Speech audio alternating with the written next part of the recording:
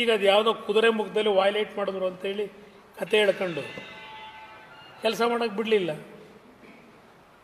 ಆದರೆ ಇವತ್ತು NMDCಗೆ QSLನ ಮರ್ಜ್ ಮಾಡಿ ಇನ್ನೂ 2000 ಜನಕ್ಕೆ ಕೆಲಸ ಕೊಡ್ತಕ್ಕಂಥದ್ದಕ್ಕೆ QSLನಲ್ಲಿ ರಾಜ್ಯದಲ್ಲಿ ಕಾರ್ಯಕ್ರಮ ಮಾಡ್ತಾ ಇದ್ದೇನೆ. ಇದು ನನ್ನ ಕಾರ್ಯಕ್ರಮ.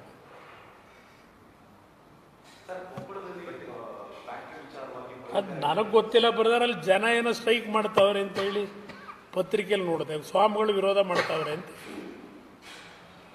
ಅದು ಸರ್ಕಾರ ಸಮಜಾಯಿಸಿ ಕೊಡಬೇಕು. ಸರ್ಕಾರ ಜವಾಬ್ದಾರಿ ಇದೆ, ಅವರು ಹೇಳಬೇಕು ಜನಕ್ಕೆ ಏನು ಅಂತ. ಸರ್ಕಾರ ಕ್ಲಾರಿಫಿಕೇಶನ್ ಕೊಡಬೇಕು. ಈ ನೆನ್ನೆ ಯಾವುದೋ ಪ್ರಜಾವಾಣಿ ಪತ್ರಿಕೆಯಲ್ಲಿ ನೋಡಿದೆ, ಯಾವುದು ಚಿಂಗಾರನೋ ಯಾವುದು ಚಿಕ್ಕನಾಯಕನಹಳ್ಳಿ ಹತ್ರ ವಾಯ್ಲೇಟ್ ಮಾಡಿ ಪ್ರೈವೇಟ್ನರಿಗೆ ಕೊಡ್ತಾವ್ರಂತೆ ಮೈನಿಂಗು. ಯಾವುದೋ ದೊಡ್ಡ ಆರ್ಟಿಕಲ್ಲೇ ಇದೆ ಪ್ರಜಾವಾಣಿ ಪತ್ರಿಕೆಯಲ್ಲಿ ನಿನ್ನೆ. ಇಲ್ಲಿ ಸರ್ಕಾರ ಸೋಮಿದ್ದು QSL ಹಲವಾರು ವರ್ಷಗಳಿಂದ ಸಾವಿರಾರು ಕುಟುಂಬಕ್ಕೆ ಅನ್ನ ಹಾಕಿರೋ ಒಂದು ಸಂಸ್ಥೆ, ಅದನ್ನು ಮುಗಿಸೋಕೆ ಹೊರಟರು. ಇವರು ಇಲ್ಲಿ ಚಿಂಕಾರ ಗಣಿಗಾರಿಕೆ ಪ್ರಹಾರ ನಡೀತಾ ಇದೆ. ವೈಜಾಗ್ದು ವಿಶಾಖಪಟ್ಟಣಂದು ಮುಗದೇ ಹೋಯ್ತು ಅಂತಿದ್ರು. 11,000 ಕೋಟಿ ವೆಚ್ಚದಲ್ಲಿ ಪುನಶ್ಚೇತನಗೊಳಿಸಿದ್ದೀವಿ. ಅಲ್ಲಿ 26,000 ಕುಟುಂಬಗಳನ್ನ ಉಳಿಸಿದ್ದೇವೆ. ಮುಂದಕ್ಕೆ ಬಹುಶಃ ರಾಷ್ಟ್ರದಲ್ಲಿ ಮೊದಲನೇ ಸ್ಥಾನಕ್ಕೆ ಸ್ಟೀಲ್ ಪ್ರೊಡಕ್ಷನಲ್ಲಿ ಬರತಕ್ಕಂಥ ಒಂದು ವಾತಾವರಣ ಇದೆ. ಏನು ಹೇಳಿ? 9 ಯೂನಿವರ್ಸಿಟಿಗಳನ್ನ ಮುಂಚೆ ಕೊಟ್ಟಿದೆಯಲ್ಲ ಸರ್. ಈಗ ನಾನು ಹೌದು, ಒಂದೊಂದು ಸರ್ಕಾರದಲ್ಲಿ ಒಂದೊಂದು ತೀರ್ಮಾನಗಳಾಗಿರುತ್ತೆ. ಮುಂದೆ ಬಂದಂಥ ಸರ್ಕಾರ ಆ ಯೂನಿವರ್ಸಿಟಿನ ಯಾವ ಉದ್ದೇಶದಿಂದ ಮಾಡಿರ್ತಾರೆ, ಆ ಯೂನಿವರ್ಸಿಟಿಗಳಿಗೆ ಆರ್ಥಿಕವಾಗಿ ಶಕ್ತಿ ತುಂಬಿ ಆ ಯೂನಿವರ್ಸಿಟಿಗಳ ಮುಖಾಂತರ ರಾಜ್ಯದ ಅಭಿವೃದ್ಧಿಗೆ ಪೂರಕವಾದಂಥ ಸಂಶೋಧನೆಗಳು ನಡೀಬೇಕು ಅನ್ನೋದು ನನ್ನ ಅಭಿಪ್ರಾಯ. ಒಬ್ಬರು ಬರೋದು ಕ್ಯಾನ್ಸಲ್ ಮಾಡ್ತೀವಿ ಅನ್ನೋದು, ಇನ್ನೊಬ್ಬರು ಬರೋದು ಮತ್ತೆ ಮಾಡ್ತೀವಿ ಅನ್ನೋದು, ಎಲ್ಲಿಗೆ ತಗೊಂಡು ಹೋಗ್ತೀರಿ?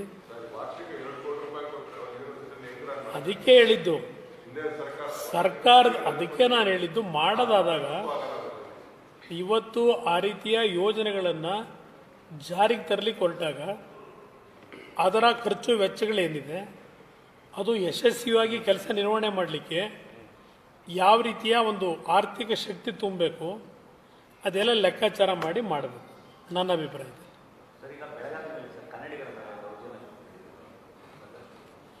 ಈ ಸರ್ಕಾರದಲ್ಲಿ ಯಾರಿಗೆ ರಕ್ಷಣೆ ಕೊಡ್ತಾರೆ? ಈಗ ಅಲ್ಲಿ ಹೋಗಿ ಸರ್ಟಿಫಿಕೇಟೇ ಕೊಟ್ಟು ಬಂದಿಲ್ವಲ್ಲ ಯಾರ ಮಂತ್ರಿಗಳು, ಮರಾಠಿಲೇ ಭಾಷಣ ಮಾಡಿ.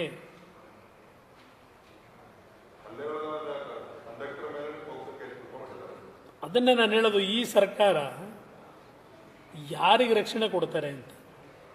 ಈಗ ನಾನೇ ಮುಖ್ಯಮಂತ್ರಿ ಆಗಿದ್ನಪ್ಪ 2006-7 ಅಲ್ಲೆಲ್ಲ ಒಂದು ದೊಡ್ಡ ನಿಯೋಗ ತಗೊಂಡೋದ್ರು ಡೆಲ್ಲಿಗೆ. ಶಿವರಾಜ್ ಪಾಟೀಲ್ ಅವರು ಕೇಂದ್ರದ ಗೃಹ ಸಚಿವರು, ಮಹಾರಾಷ್ಟ್ರದ ಮುಖ್ಯಮಂತ್ರಿಗಳ ಸಮೇತ ಹೋದರು. ದೊಡ್ಡ ದಂಡೇ ಹೋಯಿತು ಮನಮೋಹನ್ ಸಿಂಗ್ ಅವ್ರ ಕಾಲದಲ್ಲಿ. ಬೆಳಗಾವಿನ ಮಹಾರಾಷ್ಟ್ರಕ್ಕೆ ಸೇರಿಸಬೇಕು ಅಂತ ನಾನು ತೀರ್ಮಾನ ಮಾಡಿದೆ. ಬೆಳಗಾವಿನಲ್ಲಿ ಒಂದು ಕರ್ನಾಟಕ ರಾಜ್ಯದ ವಿಧಾನಮಂಡಲ ಅಧಿವೇಶನ ನಡೆಸಬೇಕು, ಅಲ್ಲೊಂದು ವಿಧಾನಸೌಧ ಕಟ್ಟಿಸಬೇಕು, ಅವ್ರಿಗೊಂದು ಸಂದೇಶ ಕೊಡಬೇಕು, ಇದು ಯಾವತ್ತೇ ಇದ್ದರೂ ಇದು ಕನ್ನಡಿಗರ ಸ್ವತ್ತು ಅಂತಕ್ಕಂಥದ್ದು ಮೆಸೇಜ್ ಹೋಗಬೇಕು ಅಂತ ಅವತ್ತು ತೀರ್ಮಾನ ಮಾಡಿದೆ. ನೀವೇನು ಮಾಡ್ತಾಯಿದ್ದೀರಿ? ಸಂದೇಶ ಏನು ಕೊಡ್ತಾ ಇದ್ದೀರಿ?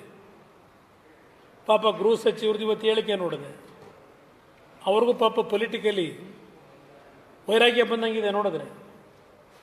ನೆನ್ನೆ ಏನೋ ಕಾನ್ಸ್ಟಿಟ್ಯೂನ್ಸಿಲಿ ಹೋಗಿ ಏನೋ ಹೇಳೋರಲ್ಲ. ಏನಾದರೂ ಈ ಸರ್ಕಾರಕ್ಕೆ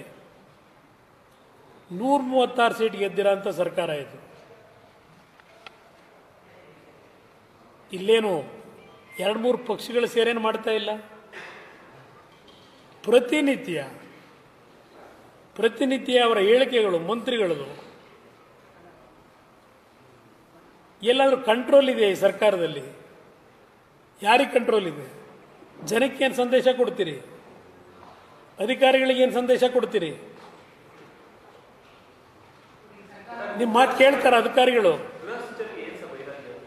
ಏನಕ್ಕೆ ಗೊತ್ತಿಲ್ಲ. ಇವತ್ತು ಪತ್ರಿಕೆಯಲ್ಲಿ ನೋಡದೆ ಬರದ ರಿಸೈನ್ ಮಾಡ್ತೀನಿ ಅಂತ ಹೇಳೋರು. ಅಂದರೆ ಬಹುಶಃ ಅವ್ರ ಪ್ರಶ್ನೆ ಹಾಕೊಂಡ್ಬಿಟ್ಟಿರ್ಬೇಕು ಮೊನ್ನೆ ಎಲ್ಲೋ.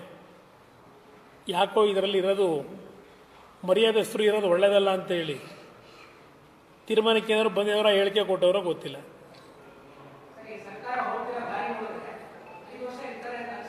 ಅಲ್ಲ, 5 ವರ್ಷ ಇರೋದು ಬಿಡೋದು ಅದೇನೋ ಅವ್ರಿಗೆ ಸೇರಿದ್ದು.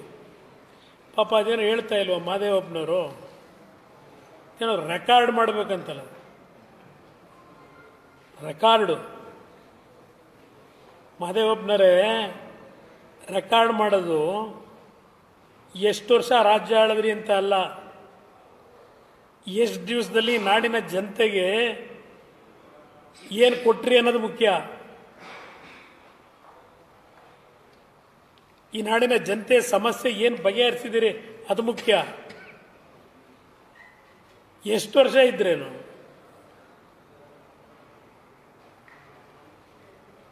ಇಪ್ಪತ್ತು ತಿಂಗಳು ಹೌದು ನಾನಿದ್ದೆ ಮುಖ್ಯಮಂತ್ರಿ, 14 ತಿಂಗಳಿದ್ದೆ ಒಂದು ಕೋಯಲೇಷನ್ ಗೌರ್ಮೆಂಟ್ನಲ್ಲಿ. ತೃಪ್ತಿ ಇದೆ ನನಗೆ.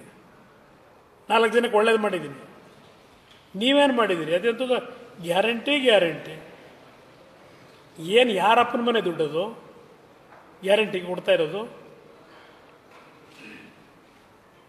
60 ರೂಪಾಯಿ ಇದ್ದಿದ್ದು ನಿಮ್ಮ ಮೆಟ್ರೋ ದರ 90 ರೂಪಾಯಿ ಮಾಡ್ಕೊಂಡು ನೀವೇ ಬೇಕಾ ಕೊಡೋಕ್ಕೆ? ನೀವು 2,000 ಕೊಡ್ತಾ ಇದ್ದೀರಲ್ಲ. ಈ ರೀತಿ ದರ ಏರಿಕೆ ಮಾಡಿದ್ರೆ ನಾನು 10,000 ರೂಪಾಯಿ ಕೊಡ್ತೀನಿ. ಈ ರೀತಿ ದರ ಏರಿಸಿದ್ರೆ ಸ್ಟ್ಯಾಂಪ್ ಡ್ಯೂಟಿ ಯಾವ್ದು ಬಿಟ್ಟಿದ್ದೀರಿ? ಯಾವ್ದು ಬಿಟ್ಟಿರೋದು ಯಾವ್ದು ನೋಡ್ಬೇಕೀಗ ನಿಮ್ದು? 3 ವರ್ಷದಿಂದ ನಡೆದಿಲ್ವಲ್ಲ ಬರ್ತಾರೆ. 3-4 ವರ್ಷವೇ ಆಯಿತು. 4 ವರ್ಷ ಆಗಿದೆ. ಅವರಿಗೆ ಚುನಾವಣೆ ಪಾಪ ಕಾನ್ಸ್ಟಿಟ್ಯೂಷನ್ನ ರಕ್ಷಕರು ಅಂತಾರೆ, ಸಂವಿಧಾನ ಇವರೇ ಉಳಿಸಿರೋದು ಅಂತಾರೆ. ಸ್ಥಳೀಯ ಸಂಸ್ಥೆ ಚುನಾವಣೆಗಳನ್ನೇ ನಡೆಸ್ತಾ ಇಲ್ವಲ್ಲ. ಆಮೇಲೆ ಈಗ ಎಂಥವ ಸೊಸೈಟಿ ಚುನಾವಣೆ, ಕೇಳನ್ ಯಾವನೂ ಇಲ್ಲ. ನಾಳೆ ಬೆಳಗ್ಗೆ ಅವನು ಯಾವ ಅರ್ಜಿ ಹಾಕಕ್ಕೆ ಹೋದ್ರೆ ಡಿಸ್ಕ್ವಾಲಿಫೈ. 12 ಗಂಟೆಲಿ ಅಷ್ಟೇ.